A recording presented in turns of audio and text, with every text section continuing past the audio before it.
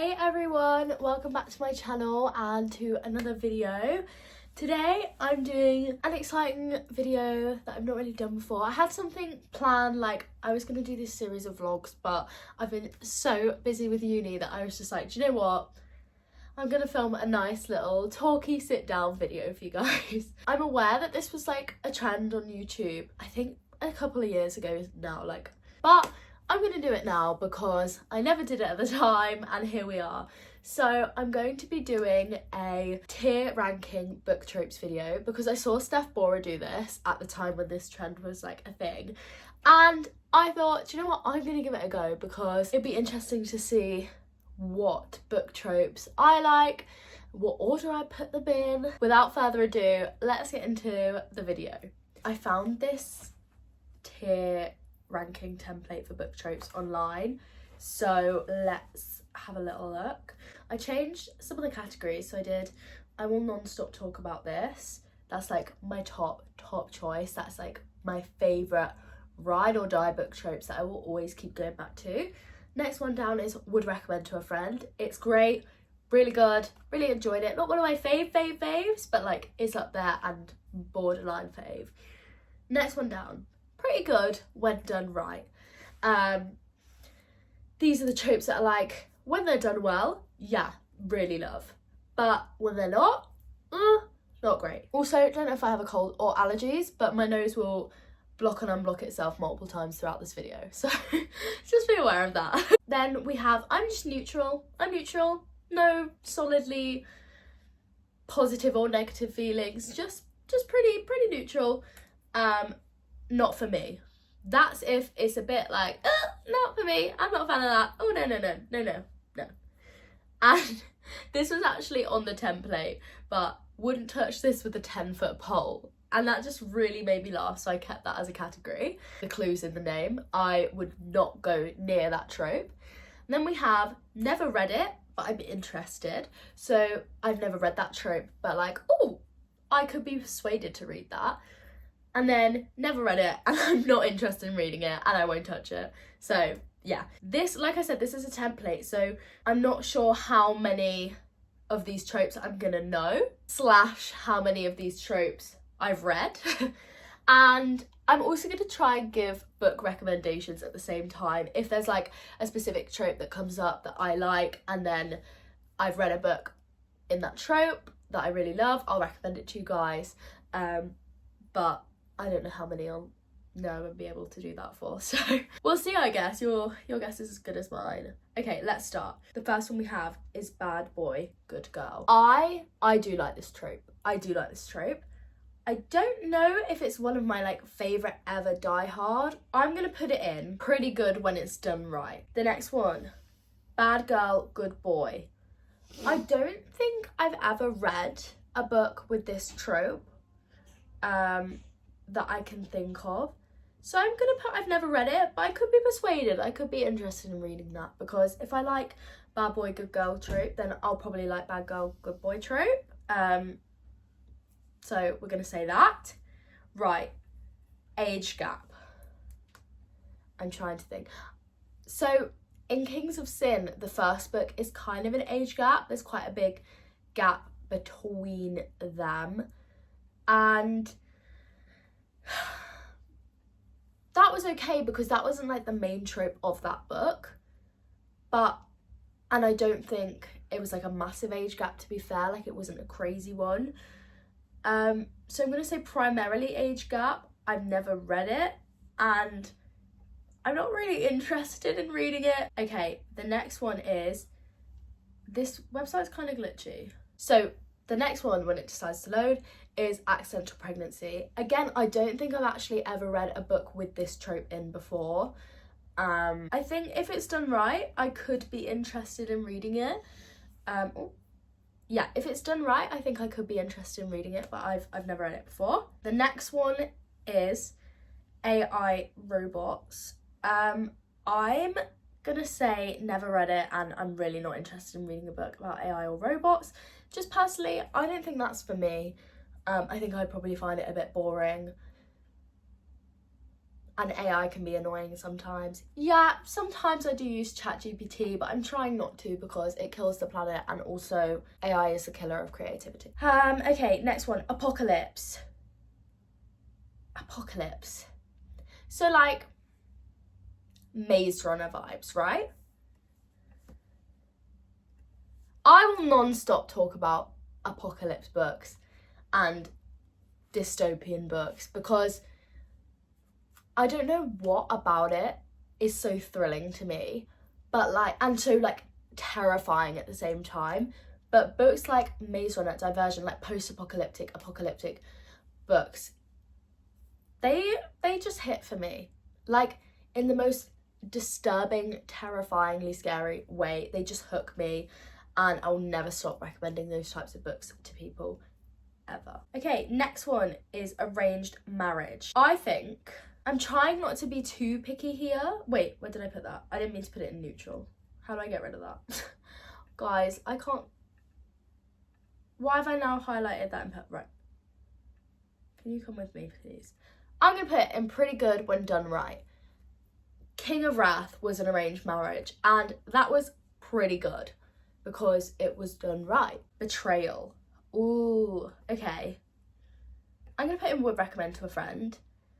I think the betrayals, when they cut deep, that is really good. So I read It Only Happens in the Movies, and there's like a slight betrayal. Well, there is a betrayal in that, like a betrayal of trust. And that book, It Only Happens in the Movies by Holly Bourne, loved. Love Holly Bourne's writing style, and I would recommend that book to a friend. So yeah, I'm gonna pop it there. Billionaire romance. I'm neutral about billionaire romances. I know I've mentioned this book like 3 times already, but Kings of Sin, the first book, is based on a billionaire romance, and sometimes I think those books have a tendency to be like, they lack an aspect of realism, because I think realistically, who knows what it's like to be a billionaire? Most people don't. So I feel like some of them are kind of written in like a fan fiction type, not realistic way, and sometimes that just annoys me. I do have the first book in the Dreamland Billionaires series, which is the fine print, and I'm yet to read that. So I could be swayed, but at the minute, I'm neutral. Okay, the next one, boarding school. The only book I can remember reading of boarding school is when I was a lot younger, and I read Mallory Towers and The Naughtiest Girl in School. And I don't even know if that was a boarding school or not. I feel like it was. I'm gonna say not for me, because I've just not really read anything of that since, and I don't think that's not for me. I don't know, like I've not really read anything about it in years. Like maybe when I was younger, I enjoyed reading about boarding school because it was like, oh, that idea, that concept seems crazy. But now I've actually been living away from home. Although I'm not in boarding school, but like living away from home like most of the time. Body swap. I guess this is kind of like Freaky Friday vibes, right? I don't think I've ever read a body swap trope book, but I'm gonna put it in never read, but I'm interested because I think I'd be interested to see how that could be written. I suppose it could be done like dual narrative, but I'm interested. I would be interested to see how it's done. Brother's best friend. I will non-stop talk about Brother's best friend. I love that trope. Honourable mention, Ugly Love by Colleen Hoover. I think that book's a little bit like Marmite, you either love it or you hate it. Personally, I love that book. I think it explored Brother's best friend very, very well. And I non-stop talk about Ugly Love, and I still will, always. And I would definitely 100% pick up a book if it was Brother's best friend romance. Have I got any more here? Also, guys, little mini haul for you right now. I found the entire Chestnut Spring series in the works under the 3 for £6 deal. So you know I did that twice. And then I also bought one, because there's only 5 in the series, I bought The Spark as well by Holly Miller. So yeah, that's a little haul for you, and I'm very, very excited to read those. Although I've been barely reading anything at the minute, it's really bad. Anyway, okay, bodyguard romance. I'm gonna put never read, but I'm interested, simply because I've never read it, but I know. No, I have. I'm gonna put, for now, would recommend to a friend, because I started reading, is it in the Twisted series? I think it's in the Twisted series. One of the books is a bodyguard romance, and I started reading it, but I haven't finished it yet. I picked it up ages ago and then never got around to reading it because I wanted to buy the physical books because it was on my Kindle. So I'm going to put would recommend to a friend, because so far what I've read of it, yes, I would recommend to a friend, but I think it probably could creep up into the non-stop talk about this once I've read the whole thing. But I'll need to read the whole thing to be sure. Next one, bully romance. I wouldn't touch this with a 10-foot pole, because how am I supposed to giggle and kick my feet at someone bullying someone? Like, how is that romantic? It's not. So that's going there. And I feel like that's different to like enemies to lovers, because the enemies aren't necessarily bullies. Like bullies? Nuh-uh. Right, controlling dystopian government. I feel like this goes with, I feel like this goes with the apocalyptic dystopian I was talking about a minute ago. I will non-stop talk about this trope. Something about it is just so like terrifying, but also this could happen in real life, scary, that just thrills me, and I just can't put it down. Honourable mention to The Handmaid's Tale. Right, don't end up together. I think I would recommend to a friend something about don't end up together trope. Like, it gets something in my gut, but sometimes when it's not right, it's not right. Do you know what I mean? I'm gonna give you a couple of book recommendations for this one. I don't want to give you a spoiler, like, oh, they don't end up together. But I mean, one of them's Out of Love. That kind of says it on the blurb. So Out of Love by Hazel Hayes, one of my favourite books ever. They don't end up together, and I would recommend that book to a friend. To be honest, that book I probably will non-stop talk about, but the trope as a whole, yeah. Crazy Ex. Have I ever read a book with a crazy ex? I feel like I have. Why do I feel like I have? I don't know. I feel like I've never read it, and I don't think I'm really interested in reading that. Next one is Dead Missing Girl. I'm going to say pretty good when done right, because I think it depends on the book and how well the thriller is written. So one recommendation I give for this is A Good Girl's Guide to Murder. That is a brilliant, brilliant thriller. And when I first picked it up, I thought it wouldn't be that great, but it was insane. And I would definitely read it before watching the series. Drunken Confessions. I don't know if I've ever read a book with drunken confessions, but I am so interested in that. Okay, Enemies to Lovers. I will non-stop talk about Enemies to Lovers for the rest of my life. I love Enemies to Lovers. Hey, I'm back from work. I'm gonna go for a fucking nap. Did you do a tier? Yeah, I'm doing a tier ranking. Do you want to see my tier so far? AI robots, no. No. Good bad guy. Bad guy? Oh, I've also thought of another one for the Dead Missing Girl trope, and that is Girl Missing. Girl Missing by Sophie Mackenzie, and it's a whole series. Girl Missing, Sister Missing, and Missing Me. Okay. Grumpy Sunshine. Would recommend to a friend. I actually really like Grumpy Sunshine. I think it's a very good trope. It's kind of, I just think it's cute. Their banter works so well. One example of this, The Hating Game. The Hating Game was so good for Grumpy Sunshine. Death threats, murder attempts. I don't think I've ever read a book like that, and it doesn't sound great to me, so I've never read it, but I'm not interested. Huge height difference. Again, I've never read it, and I don't think that would like make a book for me. I wouldn't go searching for a book that's like, oh, they have to have a huge height difference.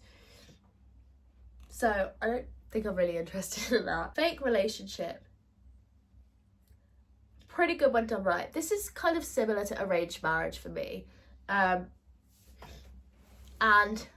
I do like it. I feel I need to read more books under that trope to make a fully informed decision. But from what I've read so far, that's there. Forbidden love. Have I ever read a book about forbidden love? Surely. Romeo and Juliet. Oh, I have actually read Romeo and Juliet. I'm gonna say like I've never really read it apart from Romeo and Juliet. I don't know if that counts. Forced proximity. I will non-stop talk about forced proximity. I think it's a great trope. The fact that like, especially in enemies to lovers, like when they're forced to be close to each other for whatever reason, and then they just like grow feelings for each other and they know like they both have feelings, and like, and in the forced proximity it forces them to be like angry, but like, yeah, I love it. Forced proximity. Twisted love is kind of starts as forced proximity because he has to take care of his best friend's little sister, so that's kind of like forced proximity. Friends to lovers. I will not stop talking about this. Every summer after. Love and Other Words. Obsessed with both of those. They're both kind of like childhood best friends to lovers, and I will never ever stop talking or recommending those books to anyone. I Hate Everyone But You. I would recommend to a friend. I think, well, Twisted Love is kind of, I hate everyone but you. I think that's quite big on that. And King of Wrath is kind of like that as well. And I'm a fan. I'm a big fan of that. Immortal Mortal. I guess that's kind of like Twilight vibes, right? I've never read an Immortal Mortal book, and I can't tell if I'm not interested or I am. Maybe I'm slightly interested, so I'll put that as that. Love triangle. Wouldn't touch this with a 10-foot pole. I hate love triangles. They annoy me so much because, oh, it's like when you really ship two characters and it starts going so well, and then another character's introduced and you're like, I know where this is going, and I'm not a fan. Mafia romance. I've never read a mafia romance, but I am interested in reading a mafia romance. Multiple POVs. Yeah, pretty good, I'd say, when done right. I think I've read a lot of thriller books that do that. So like The Guest List, The Dinner Guest. The Guest List by Lucy Foley was really good at doing the multiple POVs. There were sort of like, basically a murder had taken place on this island, and when everyone's at a wedding and they're trying to figure out who it is, and you're suspicious of everyone, like you're like, oh, it could be this person, it could be this person, you don't know who, and that book did multiple POVs really well, and I would recommend that. Mutual Pining. Again, I'm gonna say pretty good when done right. I feel like that's kind of like in Every Summer After. I feel like they're both kind of pining for each other separately, and neither of them really know about it, and there's something so kind of like heart-wrenching about it, so I'm gonna put that. Magic Academies are pretty good when done right, again, because The School for Good and Evil, that series, I love. I haven't even finished it. I think I got to the 3rd book. One of my best friends, Erin from back home, she recommended School for Good and Evil for me, and it was incredible. I love it. I don't think the film does it justice. So if you haven't watched the film, go read the books first and then watch the film. And obviously, like Harry Potter, obviously. Miscommunication trope. I hate it. I hate a miscommunication trope. Something about it irks me, because why can't you just communicate? I know Normal People is very much, I've not read it, but it's very much miscommunication. But I still want to read Normal People because I've heard it's insane and I know I'd like it. Also, I have watched a little bit of the series Normal People and I do love it, and it's made me cry. But the miscommunication part, that aspect makes me so angry. So there we go. There are all the book tropes that I've done. It's interesting seeing them all laid out like that and reflecting on my favourite books to read and giving you guys some recommendations in the meantime. I think one thing I can take from this is that I really need to start reading some of the books on my shelf so I can make more informed decisions. Maybe I'll do this video again in like a year and see how things have changed. But yeah, anyway, I hope you guys enjoyed. Like I said, this trend was a really long time ago, but hey, trends always find their way of resurfacing. So yeah, I hope you guys enjoyed. If you did, make sure to subscribe and give this video a like and let me know what other videos you'd like to see, whether that's book related, if you want to see more reading vlogs, things like that, or if you want to see more vlogs, day-to-day life style sort of things like that. Yeah, let me know and I'll see you in the next video. Bye. Can't wait to watch your video. Bye. Subscribe. I'm gonna put that at the end of the video.